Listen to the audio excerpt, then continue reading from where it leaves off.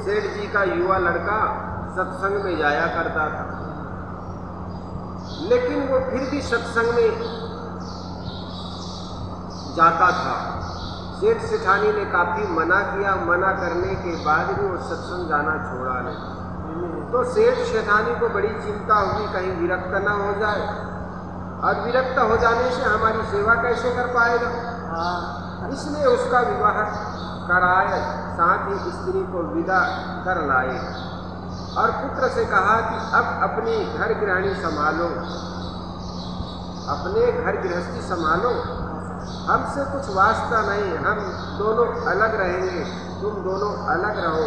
समझदार पुत्र ने कहा, पिताजी आपकी जैसी इच्छा हो हम उसी भांति रहेंगे। पिता बोला, फिर हमारी इच्छा के विरुद्ध तुम सत्संग में नित्य क्यों जाते हो। पुत्र बोला, पिताजी स्वार्थ की बातों में आप माननीय हैं, स्वार्थ की बातों में आप माननीय हैं, स्वार्थ कुशल होने पर भी अभी आप परमार्थ विद्या पढ़े नहीं। आप परमार्थ परीक्षक साधु गुरु के समीप गए ही नहीं, दिन रात नश्वर भोग सुख के लिए ही इतनी आयु खो दिए आपने। अभी आपने अमर जीवन के लिए परलोक की पूंजी कुछ नहीं इकट्ठी की। बीच में ही पिता बोल उठा, अरे हम कितना धन जमीन महल और कुटुंब बढ़ती किए बढ़ाए हैं, तू छोकरा अभी क्या जाने, मुझसे भी पैदा हुआ मुझे ही शिक्षा देता है। पुत्र बोला, यह मेरी ढिठाई है, आप क्षमा करें। समय पर उचित और हित की बात लड़का स्त्री दुश्मन जो कोई भी कह दे उसे मान लेना चाहिए, और उसको मानने से ही कल्याण है। गुरु मित्र और भाई या नारी कोई भी हो ना, उनके हित में हो ऐसे सलाह देना चाहिए, और वही अनुचित भी होती है। कहा है, सेवक सुत बड़ छोटा हूँ जानी, हित की बात कहे तो ही मानी। बड़े छोटे कोई भी हित की बात कर दे उसको मान लेना चाहिए। सेवक अगर नौकर भी कहता है, नेवक नौकर सुत बड़ छोटा हूँ जानी, बड़े छोटे कोई भी कहता हो, सेवक हो सुत हो पुत्र हो, अगर हित की बात कहता है पिताजी तो उनका मान लेना चाहिए। अनुचित बात वृद्ध या जननी या जनक किसी भी कहे उसको हमें मानना नहीं चाहिए, उससे अनर्थक उत्पन्न होता है। महात्माओं की संगत में घर गृहस्थी में ही विशेष लाभ होता है। चोरी जुआ पर स्त्री आलस्य हिंसा अनिति सब पाप कर्मों से मन फीका पड़ जाता है। अन्याय न्याय धर्म दया पुरुषार्थ समय अनुकूल संतोष सहित वर्ताव सद्गुण सब अपने में प्रवेश कर लेते हैं, या सब सत्संगी विरागी हो ही जाते हैं। सच्चा वैराग्य प्राप्ति के लिए प्रथम बहुत काल तक गुरुदेव की भक्ति करनी पड़ती है। पूर्ण भक्ति भाव विवेक सत्संग इंद्रियों का साधन शांति मुझे अभी प्राप्त नहीं हुई है। बीच में ही पिता बोल उठा, यह सब प्रपंच है, मैं सुनना नहीं चाहता, तू पृथक हो कर रख, तब तुझे पता चलेगा नून तेल का नमक का रेट कितना होता है।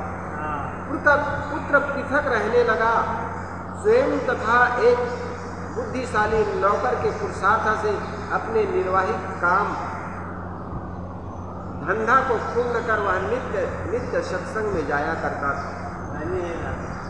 प्रत्युत पहले से विशेष श्रवण मनन में लौ दिखाकर उनके माता पिता ने एक कुटुंब भोज किया कि अच्छे बड़े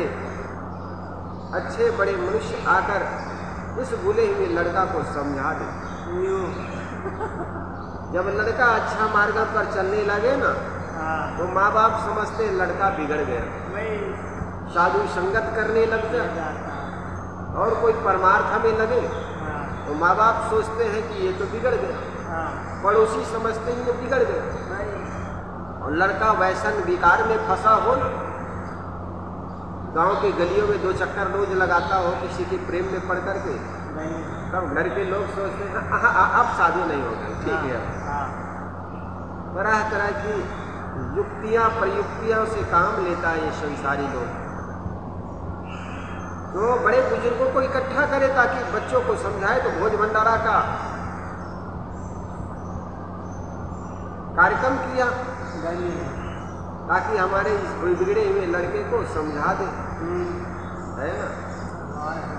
ये सब चोर सिपाही है, चोर सिपाही सब, जिससे कि वह संत समागम में न जाए, सदग्रंथ न पढ़े।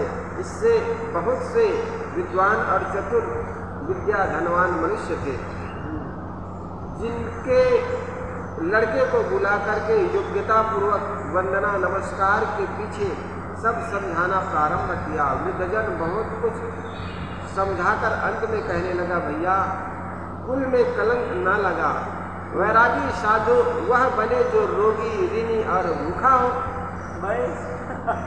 साधु तो वह बने जो रोगी हो, ऋणी हो, भूखा हो, जिसको भोजन ना मिले। अरे तुम्हारे घर तो सब तरह से संपन्न हो, साधु तो वो बने जो भिखारी हो, जो रोटी के लिए टुकड़े के लिए थोड़ा पड़ा हो। इस प्रकार के समझाने वाले मिलते हैं। तुम तो धन धान्य समृद्ध संपन्न हो, फिर क्या कारण है कि तुम सत्संग में इतना प्रेम करते हो। लड़का हंसी रोक कर सुनता रहा। इतने में और विद्वान ने अपनी समझ के अनुसार जनक आदि का दृष्टांत देकर भोग योग मोक्ष सबकी बताते हुए अधिक रूप में सत्संग साधन की मनाही करते हुए स्वार्थ परमार्थ होने की शिक्षा दी। सबकी बातों सुनकर के लड़का बोला, आप लोग हमारे परमार्थ साधक न हो करके इतना बाधक क्यों हो रहे हो?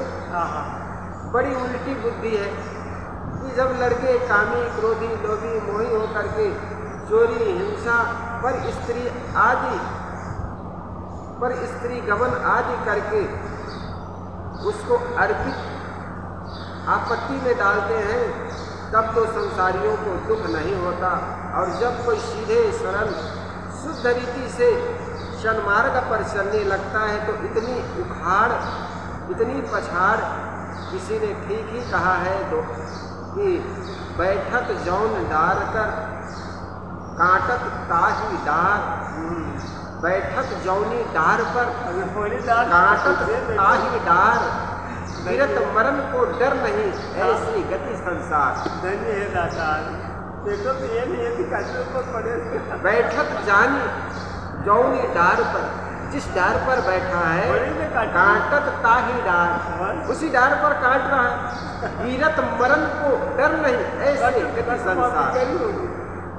कल्प वृक्ष सत्संग है, सुबुद्धि धर्म से दे रूढ़, सुबुद्धि धर्म दे रूढ़, स्वार्थ परमार्थ सकल तेहि तो त्यागत मूढ़। कल्प वृक्ष सत्संग जो है कल्प वृक्ष है, सद्बुद्धि धर्म दे रूढ़ और सद्बुद्धि तथा धर्म के ज्ञान देता है। स्वार्थ परमार्थ सकल तेहि को त्यागत मूढ़, स्वार्थ परमार्थ का ज्ञान देता है उसको मूढ़ लोग त्याग देते हैं।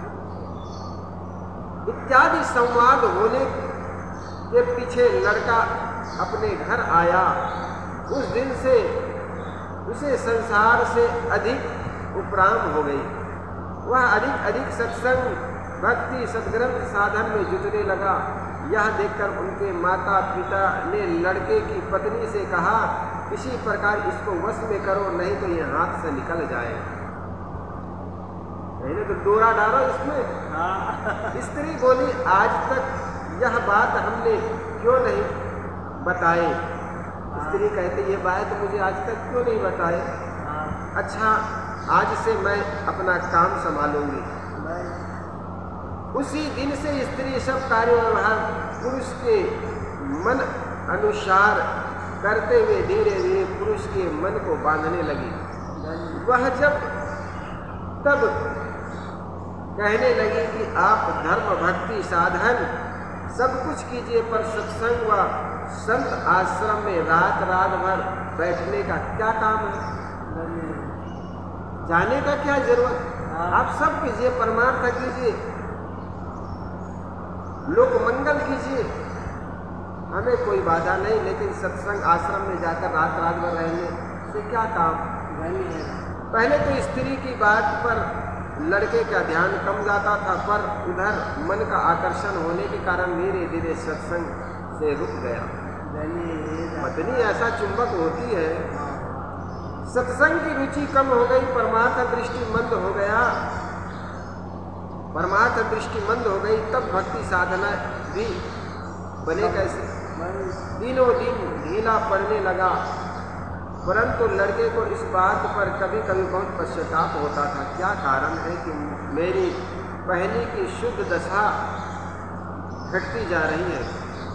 विचारने से मालूम हुआ कि इस स्त्री की आसक्ति में ही मेरा पतन हो रहा है। अहो, मेरा धर्म कि मनुष्य देह में अविनाशी वस्तुओं को प्राप्त कर स्थिर रहूं, अपने साथियों को भी नित्य परमार्थ में की ओर लगाऊं, पर इस बात का देह की आराम तलबी ने हरण कर लिया। अब देह धीरे धीरे आराम तलबी हो गया, क्योंकि पत्नी के सुख में पड़ करके, काम सुख में पड़ करके अब मित्रों को भी कैसे वो लगाए परमार्थ मार्ग, जिसके मोह में हम अपना परमार्थ छोड़ रहे हैं। देखे मेरी पत्नी का प्रेम व्यवहार कहाँ तक निष्कपट है। सोचता है, देखते हैं पत्नी का प्रेम कहाँ तक निष्कपट है, क्योंकि तीव्र दोष दर्शन हुए बिना इस बंधन से छूटा नहीं जा सकता है। ऐसा विचार कर रोज रोज भोजन कम करते हुए स्त्री से बोला, मुझे कोई असाध्य बीमारी हो गई है। लड़का ने कहा, अब मैं खाट में पड़ने वाला हूँ। ऐसा कहकर खाट पर जाके लेट गया और लेटा रहता था। स्त्री दुखी हुई, यथा योग्य दवाई पानी से सेवा करने लगी। पुरुष अन्न पानी सर्वथा त्याग दिया। थोड़े ही दिनों में वह निर्बल हो गया। पुरुष के दुख से स्त्री रोया करती थी। पुरुष स्त्री को पास में उदासीन बैठी देख कर बार बार कहा करता था कि तुम कुछ भोजन बना के नित्य खा लिया कर, मेरे साथ तू भी कमजोर हो जाएगी तो काम कैसे चलेगा? लड़का कहता। ऐसे वचन सुनकर के स्त्री अधिक रोने लगी और कहती कि आपके बिना भोजन मुझे कैसे रुचे?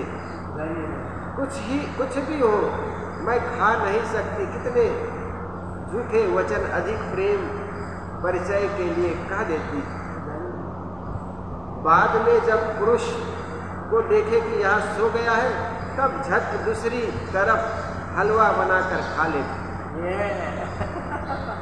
कुछ रख छोड़ती, यही नित्य का उसका काम था। पुरुष भी परीक्षा के लिए ऐसे ही नेत्र बंद कर कुछ देर पड़ा रहता। बाद में स्त्री चरित्र को देख कर वह उपराम होता। आसक्त दशा में एक दिन पुरुष ने कहा, हे प्रिय, मेरा जीना कठिन है। स्त्री आतुर होकर बोली, हे प्राणनाथ, आप ऐसा ना कहिए। अहो, अभी संसार का सुख हम दोनों कितने दिन भोगे हैं। एक ही संतान है, धन ज्यादा जायदाद भी तो आपके नाम से है। बिना मेरा कोई ठीक ठिकाने लगाए देव ऐसा स्वप्न में भी न करें। यदि ऐसा खोटा दिन कभी सामने आवे तो आपने पहले ही मैं मर जाऊंगी। आपसे सहित किस सुख के अर्थ में जीवित रह सकती हूँ। पुरुष ऐसे भेदक वचन सुनाकर समता सहित उसे कुछ धीरज देते हुए शांत हो गया। दूसरे दिन दोपहर को पुरुष ने कहा, बहुत दिन के बाद आज अचानक मेरे बुखार उतर गया, मुझे बहुत भूख लगी, तू मेरे लिए कुछ भोजन दे। स्त्री प्रसन्नतापूर्वक बोले, हे भाग्य जगे, मेरे भाग्य जगे, जो आपकी रुचि को वह मैं तुरंत तैयार कर दूं। पुरुष बोला, बनाने में तुझे परिश्रम पड़ेगा। मेरे सोने के बाद बनाया गया हलवा जो कि अलमारी में रखा है, उसी को ला, मैं खा लूंगा। स्त्री चौंक कर बोली, यह आप क्या कह रहे हैं? तब पुरुष ने कहा, मुझे सब बात की स्वप्न में खबर पड़ गई। पुरुष तुरंत लाठी टेककर हलवा ले आया। अब स्त्री के आगे रखकर बोला, देख यह क्या है? स्त्री बोली, आपकी माताजी आने वाली थी, इसलिए हमने हलवा बना रखा था। पुरुष बोला, रोज रोज किसका भोग लगता है? अरे छल मूर्ति, तू स्त्रियों की श्रेणी में कनिष्ठ स्त्री मुझे प्राप्त हुई। कोई स्त्री ठीक ठीक स्वार्थ चलाने के लिए पुरुष से निश्चल वर्ताव करते हुए धर्मवाहिनी होती है, जो उत्तम श्रेणी में यश प्राप्त करती, पर तू उसमें नहीं है। मुझे ऐसे खाने पर शोक नहीं है, शोक है कर्तव्य छिपाने और बात बनाने पर। अहो, मैंने बहुत बहुत हानि किया कि जो मेरे झूठे हाव भाव में मोहित होकर, जो कि तेरे झूठे हाव भाव में मोहित होकर सत्संग, विवेक, भक्ति आदि को छोड़ बैठा। कुछ भी हो, कामना सहित लोलुप स्त्री पुरुष का यही हाल है। मुमुक्षु पुरुष के लिए अनुकूल बनिता तो अधिक ममता फांसी में डालने वाली बंधन हेतु ही है। अब मैं अविनाशी वस्तु के लिए अवश्य सत्संग, विवेक आदि लेकर मिथ्या आसक्ति का त्याग करूंगा। मुझे भी कल्याण करना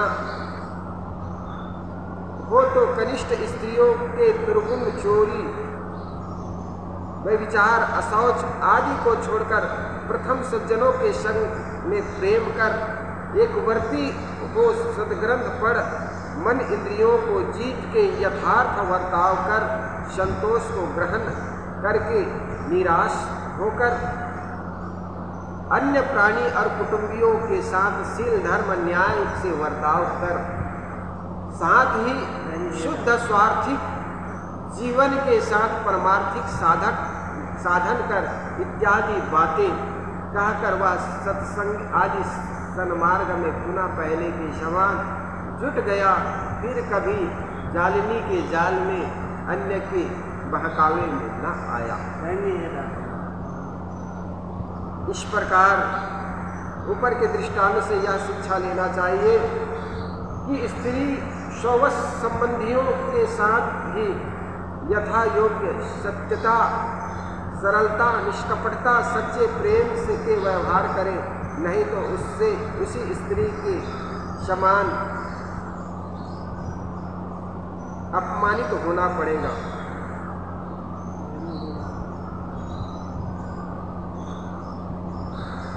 कहकर वह सत्संग में जाने लगा। इस प्रकार हे गुरुदेव, सब बुरे प्राणी पदार्थ से दूर करने वाले दिखते हैं, इनसे आप ही बताइए। उन बाधाओं और संग में अपने कल्याण मार्ग में उल्टी क्रिया विषय आसक्ति बढ़ाकर पश्चाताप सहित संतापित होता हूँ, परंतु पश्चाताप मूलक विषय शक्ति, काम, क्रोध, लोभ, कुटुंबी की ममता, इंद्रिय स्वभावों की आसक्ति को छोड़ नहीं पाता। इसका कारण मेरी भूल तथा विपरीत समझ ही है, सो मेरी पकड़ में नहीं आती। अर्थात भूल भ्रम करके विषयों में तो सुख बुद्धि है, उसकी जगह एक रस यथार्थ परीक्षा होकर दुख निश्चय द्वारा सुखासक्ति में दृढ़ वैराग्य नहीं होता। जिससे जान पड़े कि हानि है फिर भी उसके किए बिना रहा न जाए, ऐसी खींचातानी का नाम असमंजस्य है। हे गुरुदेव, ऐसी दुविधा में पड़कर मैं दुख पाता रहता हूँ। ब्रह्म का अर्थ विश्व में सुख प्रतीत होना, देह के जड़ पदार्थ सत्य समझना, जड़ पदार्थों को ही अपना स्वरूप निश्चय होना इत्यादि। ब्रह्म विपरीत समझ रूप अनावरण मुझ जीव को सदोदित भुलावा देकर दुख दिया करता है। माया शक्ति जगजीवन और मेरी विपरीत बुद्धि ही माया है। वह विजाति तुच्छ नश्वर भोगों में सुख झलकाकर मुझे जगत जालों में भुला देती है। जब मैं ही भूल गया तो हानि वाले पदार्थों में हानि कौन दिखे। उल्टे भूलवश माया मोहनी में फंसने से तृष्णा, परिश्रम, गर्ज, अतृप्ति, त्रिविधि ताप आदि जो हानियां होती उसका स्मरण नहीं होता। हानि स्मरण रहे तो माया आसक्ति क्यों हुए। यही भूल और भ्रम विपरीत प्रक्रिया की धारा अनंत काल से इस शरीर संबंध में आज तक चली आ रही है। यह भूल संबंधी मनोमय की धारा अगम है। यही अगम अथाह हानि वाणी की धारा अनंत और एगो में से मुझे बंधन में डुबाया करती है। भूलन की गली है, अमीर धारा की जोर है। अब आप ही बचाए, आश्रय न और है।